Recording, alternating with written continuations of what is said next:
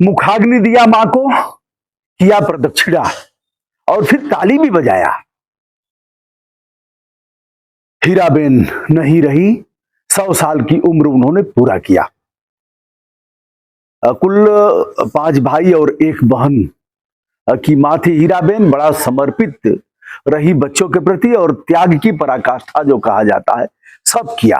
एक बार फपक पड़े नरेंद्र मोदी जी यह कहते हुए कि मां दूसरे के घर में बर्तन धुलती थी, खाना बनाती थी, कपड़े धुलती थी, पानी भरती थी, यानी सब कुछ त्याग किया। 15-16 साल की उम्र में दामोदर दास मोदी से उनकी शादी हुई थी और फिर यह संतानें।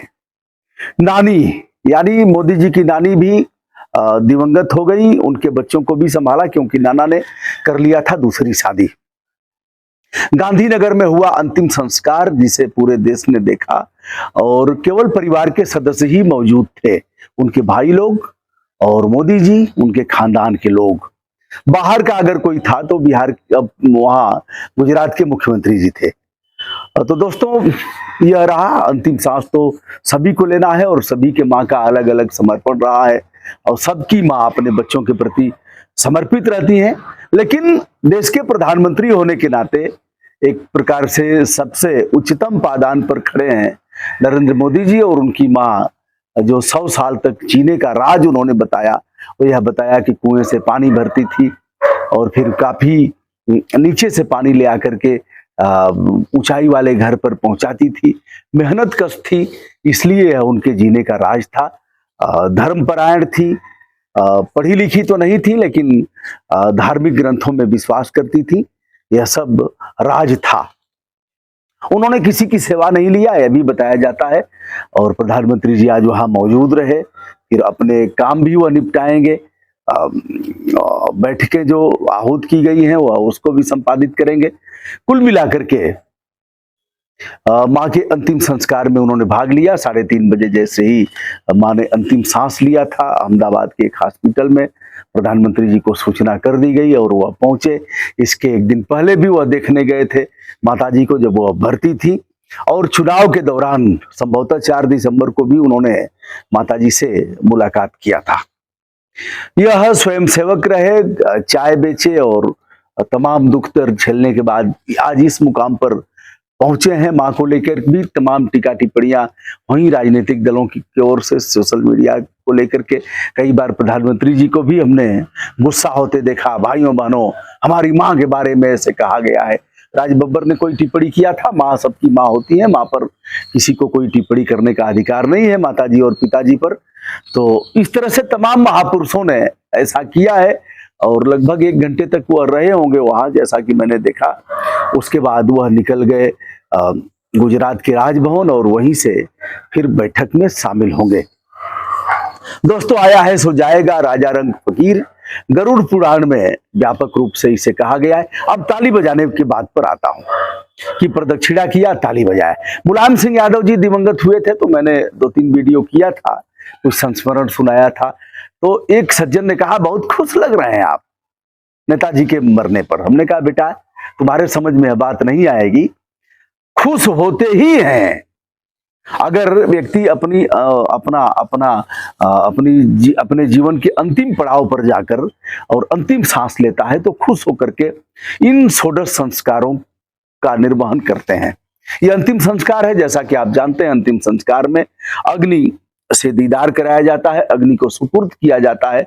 मैंने देखा लोहे का एक कटघरा है, बाक्स है जिसमें लकड़ियां रखी गई थी। लकड़ियां चंदन की भी रही होंगी और घी भी डाला जा रहा था कि जल्दी से और पर्यावरण पूरक दाह संस्कार किया जा सके, इसलिए चंदन की लकड़ियां होती हैं, बेल की लकड़ियां होती हैं। ऐसे तमाम लकड़ियों के साथ घी का इस्तेमाल किया जाता है, तिल होता है, करायल होता है। ऐसे करके अंतिम संस्कार किया जाता है। अब हम कहेंगे तो आपको लगेगा, देखिए सच बात यह है कि विद्युत सौदागृह बनाए जाने चाहिए। कुछ बन भी रहे हैं, अगर बन भी रहे हैं तो लोग लकड़ियों से ही जलाना चाहते हैं, लकड़ियां नहीं रही। विद्युत सौदागृह की उपयोगिता और प्रासंगिकता तभी होगी जब बड़े लोग इसकी शुरुआत करेंगे। मेडिकल कॉलेजों के लिए भी पार्थिव शरीर नहीं है, मैं कुछ कहूंगा नहीं, आप कहेंगे कि बहुत आप वह अपने को लगा रहे हैं, माता पिता दोनों का किया था। हमारी माताजी 3 साल पहले दिवंगत हो गई। काशी हिंदू विश्वविद्यालय, जहां घोर अभाव है पूरे देश में पार्थिव शरीरों का, हम लोगों ने समर्पित किया था।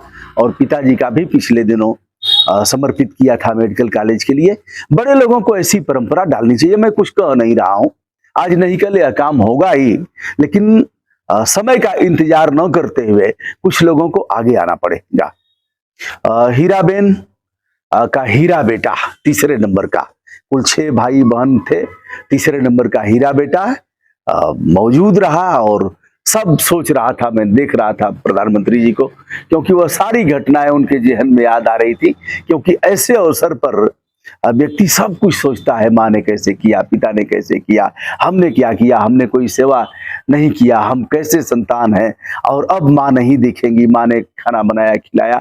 ऐसा भी बताया जाता है कि 5 दिनों तक ही भोजन बनता था सप्ताह में। 5 दिन कढ़ी और बाजरे की रोटी बनती थी, कढ़ी बनती थी, मट्ठा छाछ मिल जाता था, ऐसे ही मिल जाता था। तो परिवार में हम लोगों ने भी वह जीवन देखा है कि कैसे खर्ची खत्म हो जाती है, अनाज खत्म हो जाता है, तो माताएं कैसे कैसे करके अपने भूखे पेट रह करके बच्चों को खिलाती है।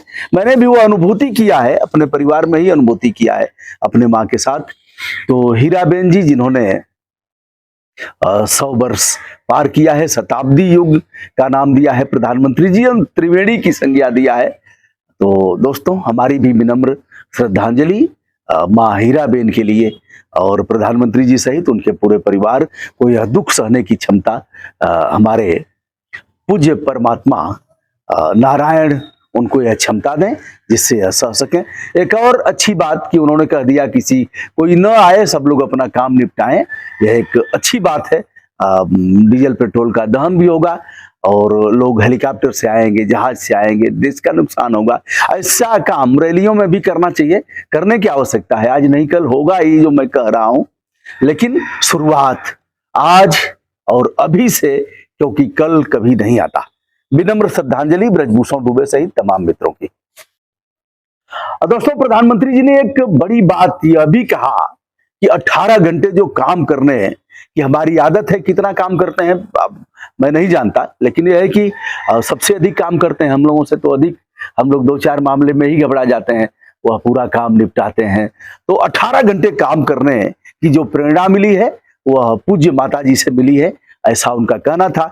माँ मेहनतशील, मेहनतकश इंसान थी, और गरीबी के प्रथम चरण से शुरुआत हुई, और इस स्तर पर पहुंचना एक बड़ी बात है। विनम्र श्रद्धांजलि।